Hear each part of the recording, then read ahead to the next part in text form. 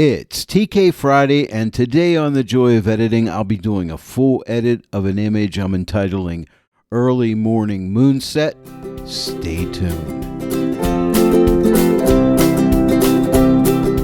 Hello everyone, and welcome to The Joy of Editing with Dave Kelly. Welcome to TK Friday, my favorite day of the week, and I hope it is yours too. Today I'm doing an image by Bruce Rawlinson. I'm entitling this one Early Morning Moonset. This is what the original RAW file looks like without any processing, and then I like to add a linear profile. Now, Bruce's camera is a Sony ILCE7RM3, so I add a linear profile. I'm just going to click on that and close this, but you can see already it looks a lot more even, which is really nice. And then my next step always is to click on auto and then just make sure my whites and blacks are not clipping. I adjust those accordingly if needed, but you can see we have no clipping here whatsoever. And then I come down here to detail, and I just use the basic sharpening that Lightroom gives me with a little bit of masking, no noise reduction. This was shot at ISO 100. And a little bit of color noise reduction, and then under lens corrections, I always use remove chromatic aberrations. Check that on. Check on enable profile corrections. Let me come back up here to basic. Now, this was shot with a 110 millimeter lens at f5.6, 1/60th of a second. It's a really good exposure. That moon is really exposed super well, which I was really excited with here. So this is going to be a fun edit. Also, I did a little crop on here. I'll just show you. Here's my crop right here. Just a little bit of a crop.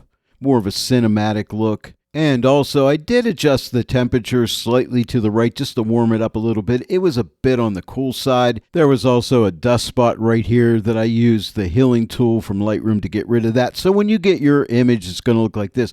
By the way, you can download this image as well as the PDF notes and give this full edit a try for yourself. As always, you can open up my description, click on more, and you're going to find links for the image and the PDF notes right in that description. Don't forget to click more to open that up. I want to thank all of you out there who have been sending me images. I really appreciate it because I'll be using those in upcoming TK Fridays.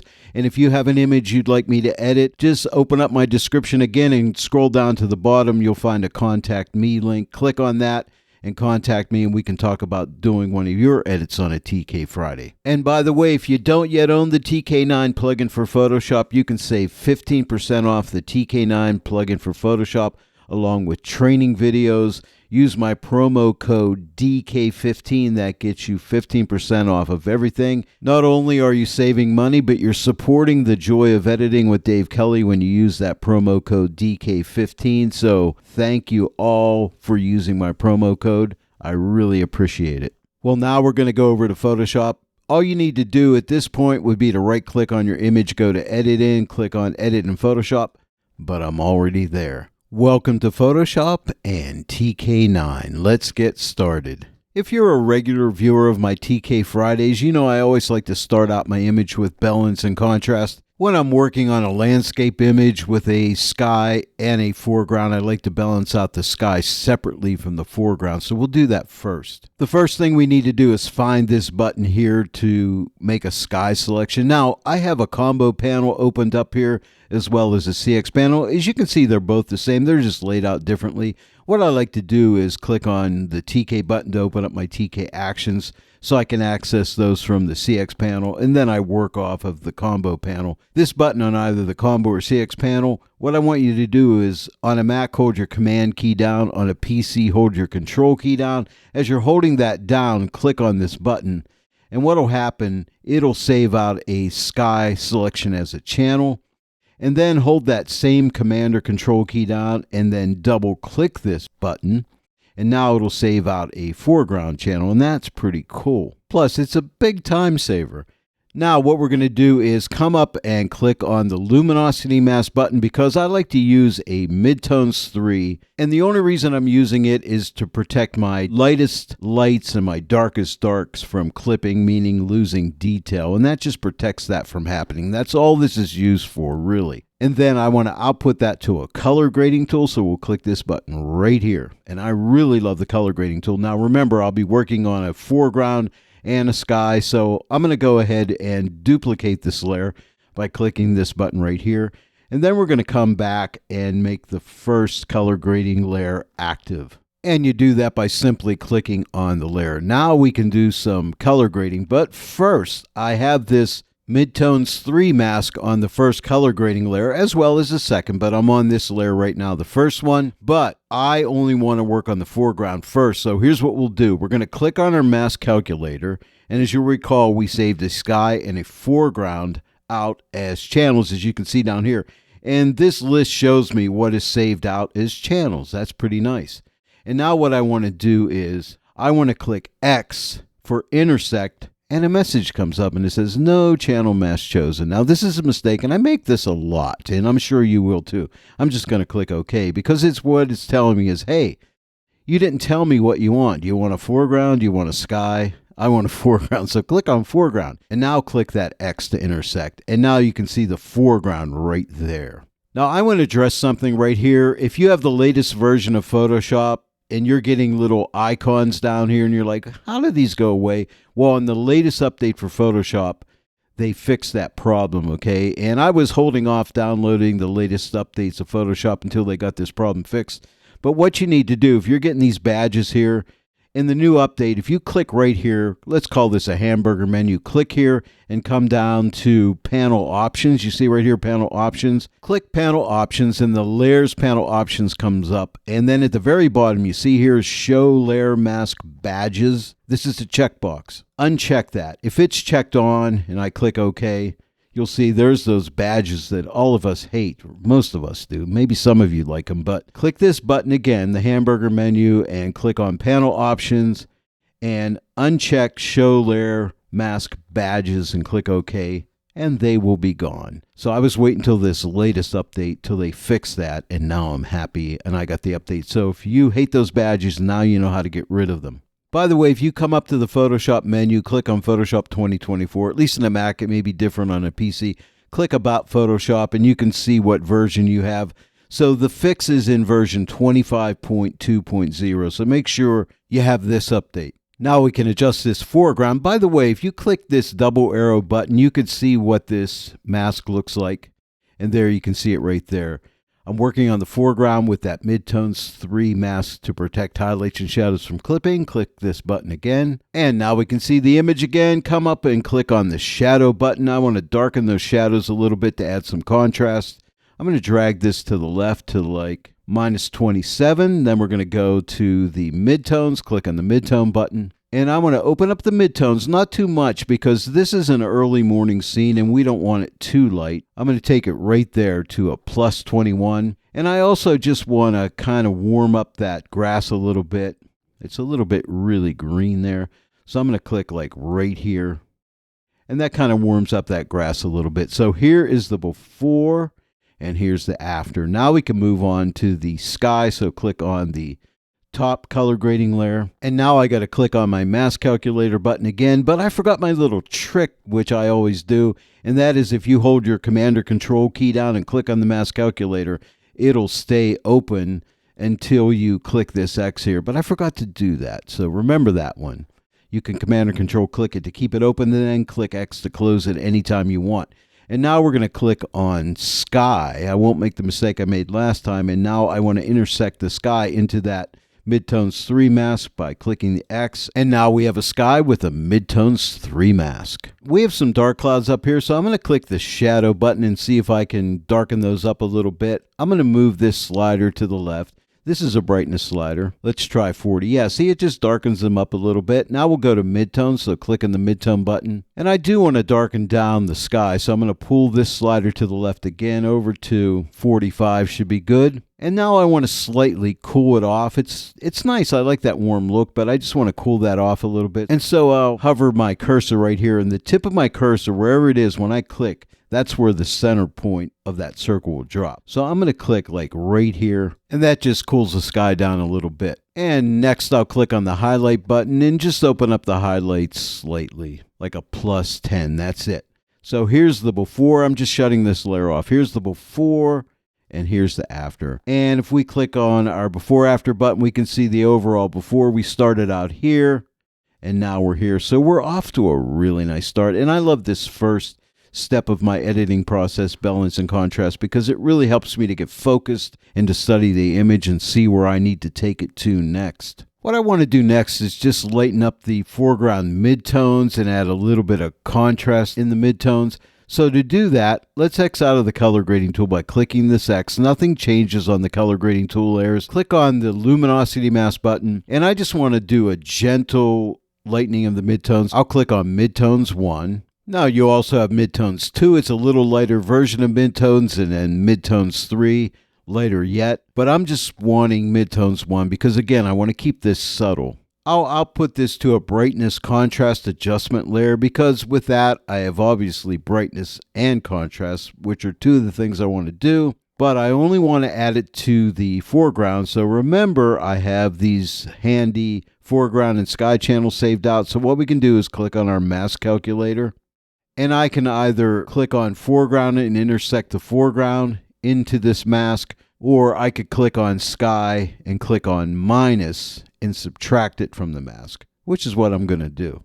Either way works. I'll start out with brightness and I'll drag this to the right, and I'm going to come to 55, and then let's add a little bit of contrast. So I'll adjust this to the right to right there, 35. Now, on this layer, we can shut this off by clicking this eye. Here's the before and here's the after. So just a little bit of lightening and a little bit of contrast to that foreground, but only to the midtones, thanks to the Midtones 1 mask.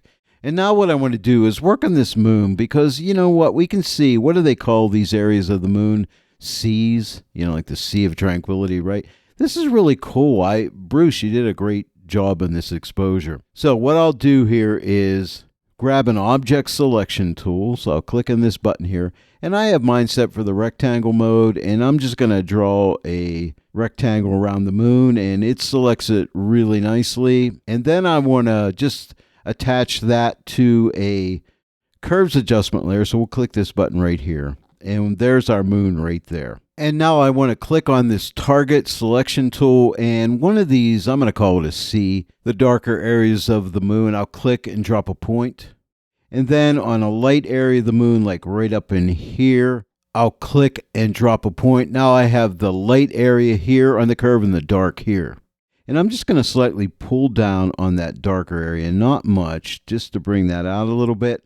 And on the lighter area, pull up a little bit, just a little wee bit like that. Let me shut this layer off. Here's the before, and here is the after. So yeah, that's a little bit darker there, and it's a little bit more pronounced, but the saturation has come up a little bit. So what we can do is click on this button on the combo or CX panel for luminosity blend mode, and that keeps the saturation from increasing. So let's shut this layer off again. Here's the before, and here's the after. And if we want that a little stronger, I'm going to take the shadow and pull this down a little bit more. Not too much. I don't want it to be too unrealistic, but maybe right there. So here we go. Here's the before, and here's the after. Yeah, so it stands out a little bit more. If you felt you went a little bit overboard, don't forget you have opacity here for the layer. You could pull this back and just tone it down a little bit without messing with the curve up here. This is just such a beautiful pastoral, quiet, tranquil scene with that moon setting, beautiful, and the sun coming up. Peaceful morning. I really like this. Now what I think I want to do is bring the overall really dark tones down just a little bit, just to pop a little bit more dark contrast in the deepest dark tones. And to me, all these little subtle changes add up to a really nice image when you're done, because I like to call this crafting the image, which is all part of the joy of editing. What we're going to do next is come up and grab a luminosity mask. So click this button on the multi-mask panel, and I'm looking for the dark tones, right? So here's darks 1, here's darks 2. I really want to narrow this down. Here's darks 3, and here is darks 4. And I think darks 4 is going to be good, but then I like to experiment with these different channels. Like here's red, green, blue. I don't like that. Here's cyan. Don't like that. Here's magenta. And here is yellow. I like the way yellow is, I got a lot of nice little light areas, which will be the areas that will get darker in the image. So I think that's going to be good right there. I'm going to output this simply to a curves adjustment layer. I'm not going to use the curve, but I'm going to throw this in a multiply blend mode, which will darken those dark tones. So click on multiply. And now it's way too dark, so I'm going to take the opacity. I like to take it the whole way off so we don't see anything. And you can just hover over opacity, and you can see that little hand tool with the little arrows to the left and right. You can just click, and now we can start to drag to the right. And I'm going to drag it over to like 40% right there. So let me shut this layer off. Here's the before, and here's the after. See, just a nice subtle little darkening of the shadows. Really nice. Now, as I study the image, it's a little bit light up here in the sky, which is the way it looks early in the morning. I think this was taken around like 5:30 in the state of Washington. I believe Bruce said Eastern Washington. But I just want to darken this down, and I call this closing off the top. And what I'll do is just grab a curves adjustment layer. It can be any adjustment layer, really, because I'm only going to use a blend mode. And I'll put a black mask by clicking this button on the layer to hide what I'm doing. And now when I click multiply, without that black mask, you would see the whole image get dark. But now when I click multiply, you won't see a change. But it's in the multiply blend mode. And now I want to grab a gradient tool. So we'll click this button right here. Now make sure you're on gradient and not on classic gradient. If you want that new live gradient, you want to use gradient. So that's what I recommend. And make sure that you're under basics, you have this button checked on or clicked on from black to white. But when you do that, you have to put it in reverse mode. See, right now you see white to black, which is what I want. If I uncheck reverse, it'll be black to white. But I want the opposite, so click on reverse. And what we'll do is I'm going to click right here, click and drag down. And then hold your shift key down. You'll constrain that to be straight. So I'm going to pull it down to somewhere maybe right about here, and then release the left click of my mouse. And then see this diamond here, you can adjust this. But all I want to do is just darken off the top here a little bit, just like that. Let's take a look at a before and after, but see this line right here? If you don't want to see it, right now we have the mask selected, so just click this icon for the curves adjustment, and that goes away. So let's shut this layer off by clicking the eye. Here's the before, and here's the after, and I think that looks really good. I think it's a little too strong, so I'm going to pull the opacity back to like right there, 80%. Here's the before, and here's the after, and I think that looks much better. And next, I'd like to close off the bottom of the image. So what we'll do is grab another curves adjustment layer, put a black mask on it by clicking this button, change it to the multiply blend mode for darkening. Now, again, we don't see a change because we have this black mask hiding that change. And now with our gradient tool, and I forgot to tell you in the sky, make sure you also click this first button for linear gradient, okay?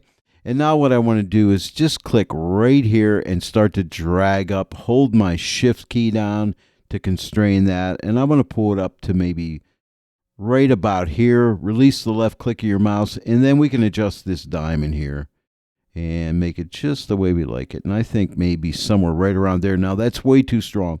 Now again, if we don't want to see this line, what we can do is click on the curves icon, and now let's take the opacity and drag it the whole way off, and then just build it up slowly. And I decided on like 30%. So here's the before and here's the after. It just closes it off, and it really helps the image out. Now what I'd like to do is just increase the mid-tone contrast. And to do that, we're going to come back and click on the Luminosity Mask button.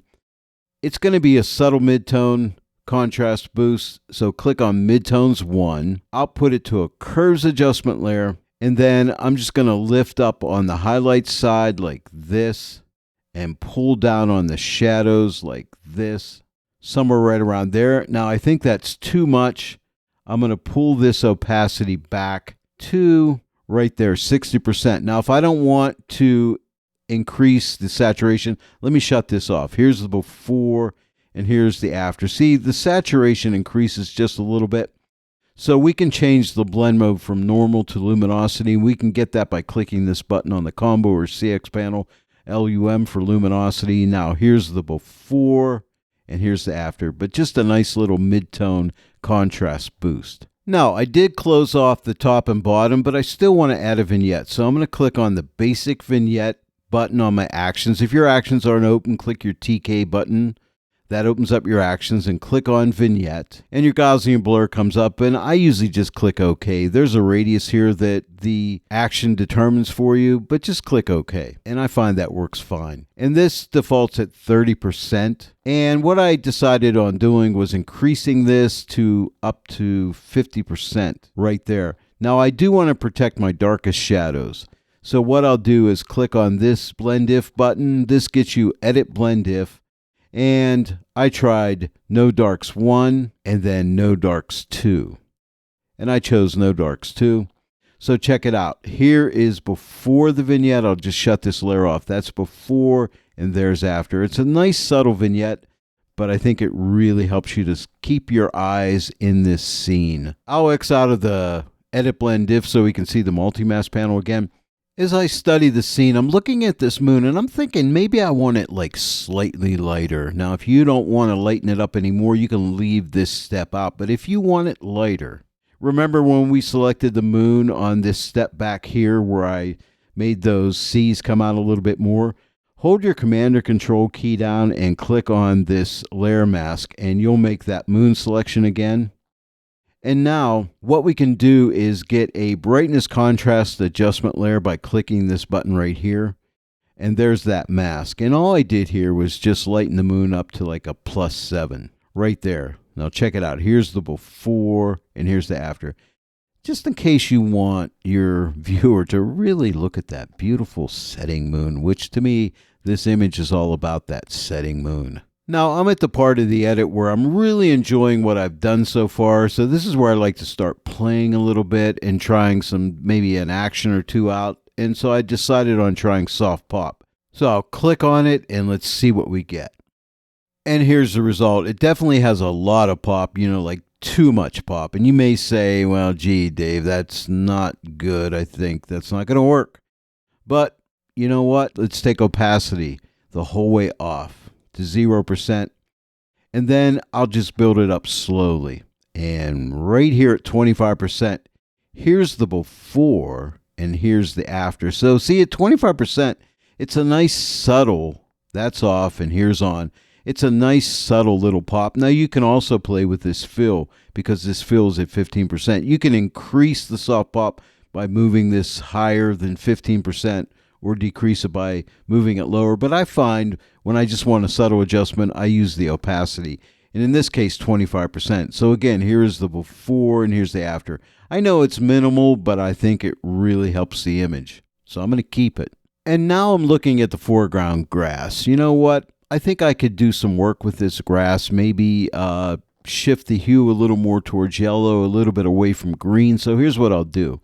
I'm going to use a color mask, so we'll click this button right here because we can go ahead and select some of the green in here by clicking like right there and clicking OK. And now we have a mask generated right here. Now we can refine it with these adjustments over here.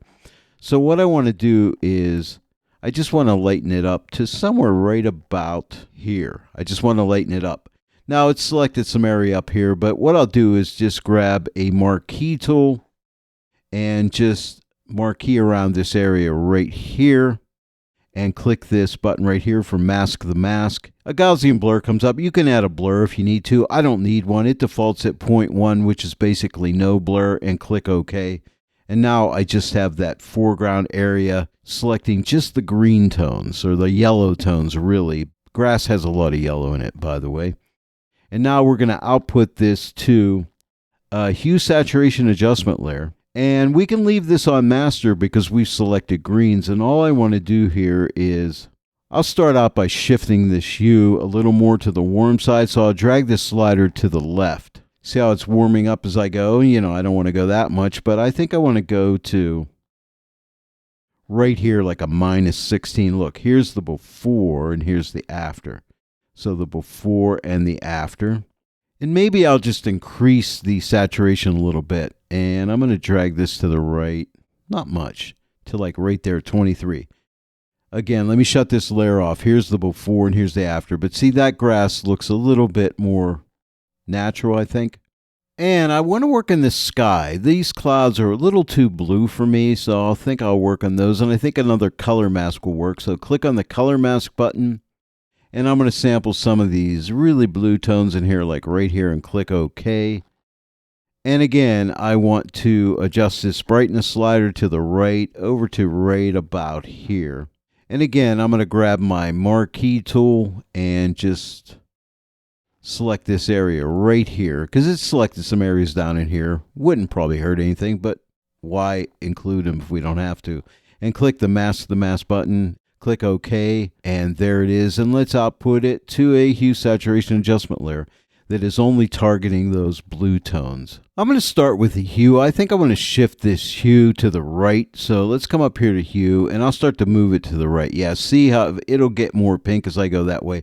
I don't want to go too much, just a little bit. Right there at 25%. Just make them slightly a little more towards a lavender look. And then I want to decrease the saturation. So let's drag the saturation slider to the left to like -50. And I like that. I think that looks really good. Now let's check it out. Here is the before. And now here is the after. And I do like that. I like that better. Now I have one final step and we'll be done. I want to slightly increase the overall exposure. Now we do have a button on the multi-mask panel, this button right here. It's an exposure adjustment layer, and it has 3 sliders: exposure, offset, and gamma correction. And I'm just going to work with exposure. And what I want to do is, if you click right here and highlight this area, hold your shift key down and hit your up arrow, you'll take it up to like a 0.1. And it gets a little brighter. You see that? That's a 0.1. Hold that shift key down, click that up arrow again, that's 0.2. And one more time, this is 0.3. And I decided on 0.3, but you know what? Here's 0.2. It kind of works as well. I'm going to leave it on 0.3 for now. I think I'm happy with that. And then if you wanted to, you know, the layer will be closed off the top. If I want to darken this up a little bit, so if we go to that layer, which is this one right here, let's click on this, and you'll notice I'm at 80%. Let me drag this opacity to the right up to 100%. And I think I like that. Now we started out, let's use our before after button. We started out here, and now we end up here. This is a beautiful pastoral scene, a setting moon, the sun's starting to come up on this peaceful pastoral scene. So there it is. Well, I hope you enjoyed today's full edit, Early Morning Moonset, imaged by Bruce Rawlinson. Thank you again, Bruce. Hey, if you enjoyed today's tutorial, please give it a like, share it with your friends, and if you're not yet a subscriber to the channel, please subscribe. Click that bell notification icon. Click all so you'll receive all notifications. Every time I upload a new tutorial, you'll get notified. I want to thank each and every one of you for joining me today on The Joy of Editing with Dave Kelly. I'll see you all right here next time, but until then, happy editing!